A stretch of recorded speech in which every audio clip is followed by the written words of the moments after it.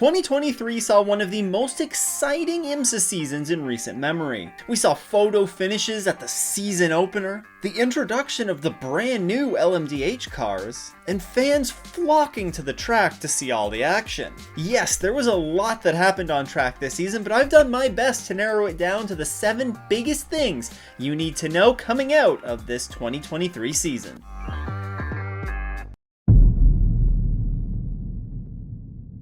All 4 GTPs showed great pace at one point or another this year. Acura came out of the gates hot and had the fastest car for the Rolex 24. And while there may have been some not so legal things going on with one of those cars at Daytona, there's no doubt that they were still the fastest of the bunch at the Rolex 24. Now, even when you take away the number 60, the number 10 Wayne Taylor Racing entry would have won that race anyways. They carried that strong pace through to the Acura Grand Prix of Long Beach as well, a race that they were extremely fast in, and if it hadn't been for a very bold tire strategy by Porsche, or too big of a send by Ricky Taylor, then I think Acura comes out victorious in that race. They also maintained solid pace through the summer and dominated at Canadian Tire Motorsports Park. As for some of the other manufacturers, BMW, they came out of the gate pretty slow at the Rolex 24, but there's no doubt that they consistently built on their pace one race after the other. They broke through and showed some really good pace at Long Beach, and this came after a really nice improvement for the 12 hours of Sebring, but it all really came together for them at the 6 hours of the Glen, where they showed strong pace throughout the entire weekend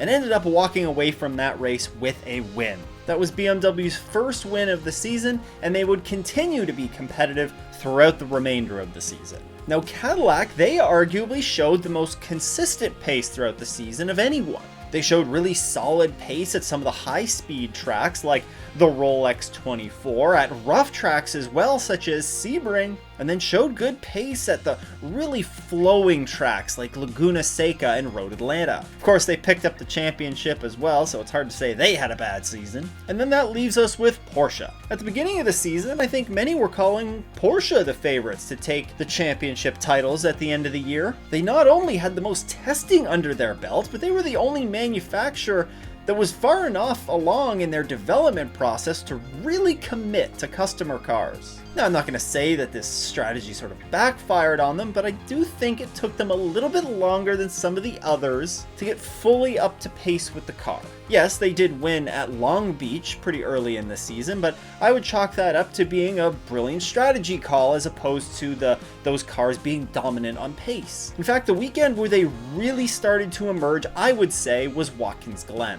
They were right there with BMW throughout the race and throughout the weekend, and they actually ended up crossing the start-finish line first. If it hadn't been for a front skid plate that was worn too much, then they would have been able to keep that win from the Glen. They bounced back quickly afterwards though and dominated at Road America before dominating again at Indianapolis. Now, they are slowing the rollout of some of their customer cars for next season, as well as making some small adjustments to the 963 as it is. But with the pace that they showed in the back half of the 2023 season, I think that they're going to be serious contenders right off the bat in 2024. No matter who you root for though, the point here is the same.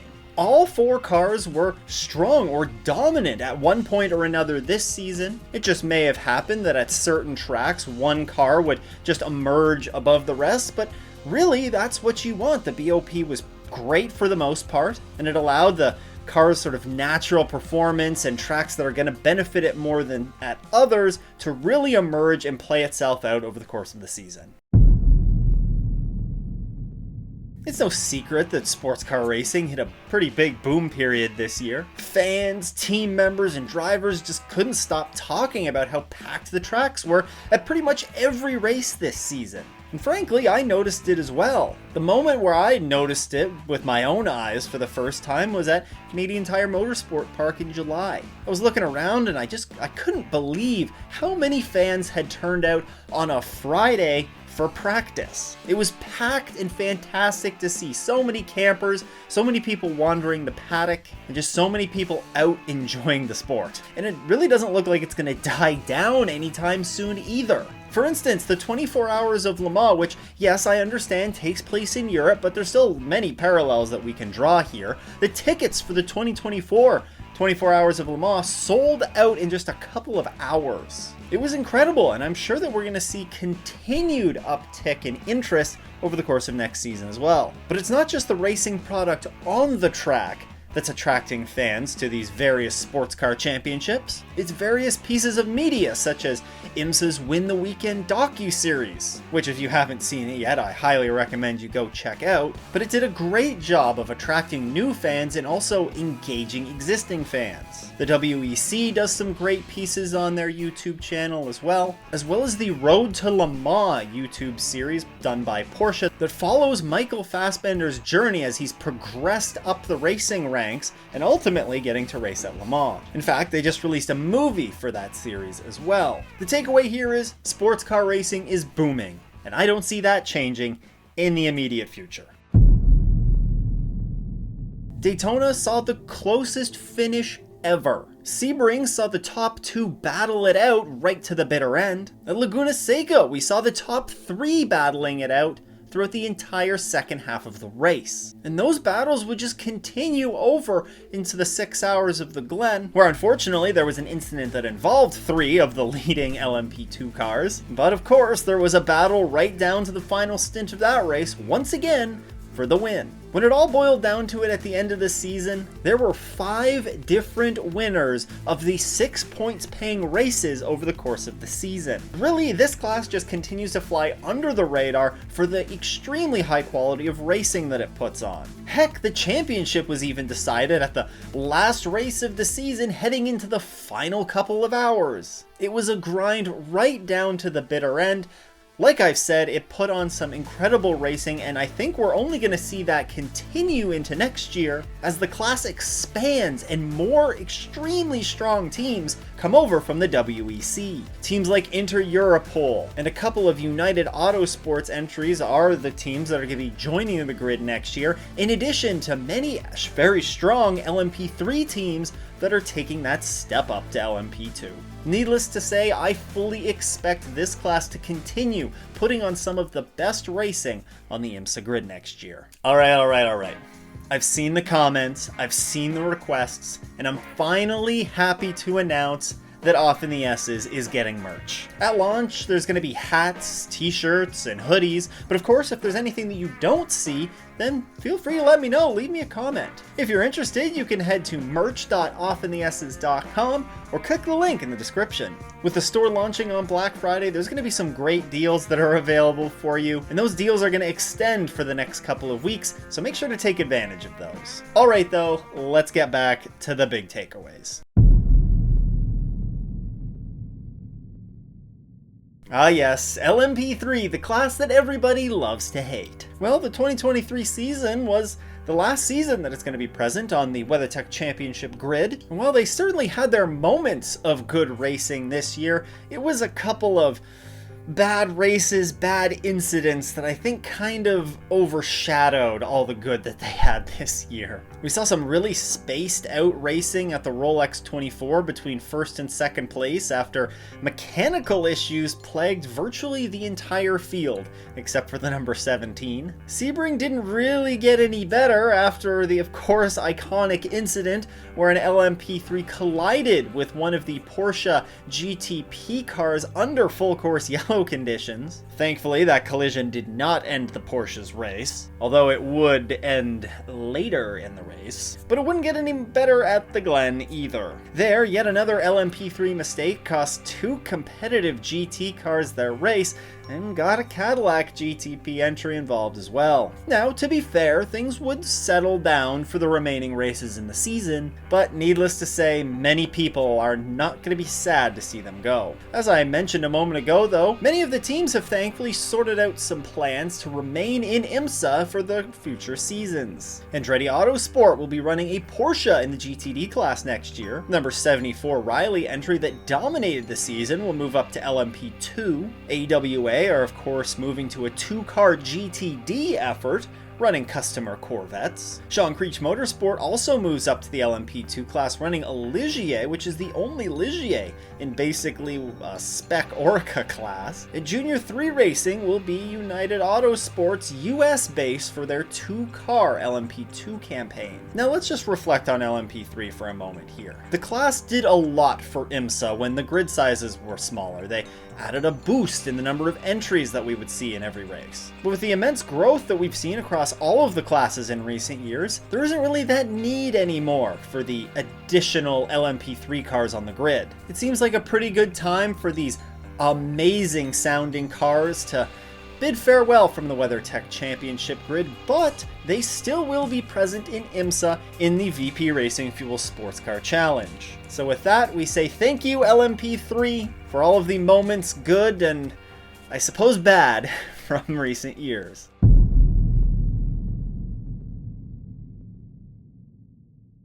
I think GTD Pro is doing a great job at replacing the GTLM class. There, I said it. I genuinely look forward to everybody roasting this take in the comments. But I think if you take a step back and look at this from a neutral perspective, then you'll probably agree. Look, it's completely fair to say that the first couple seasons of the GTD Pro class, we haven't had the high grid numbers that we were necessarily hoping for with the introduction of the class. But you can't argue that it has produced some great racing. It came out of the gate strong in the 2022 Rolex 24, that iconic Porsche on Porsche battle on the final lap of a freaking 24-hour race that we're not going to forget about for a very long time. And if I were to sit here and go through all the incredible battles that the class has featured in the last couple of years, well, this would be a video all its own. But there's no arguing that there was some incredible racing that's taken place in the GTD Pro field. In fact, this season we saw each of the full season entries pick up at least a win. Now that stat is going to be difficult to carry on into next season, considering the class is jumping from 5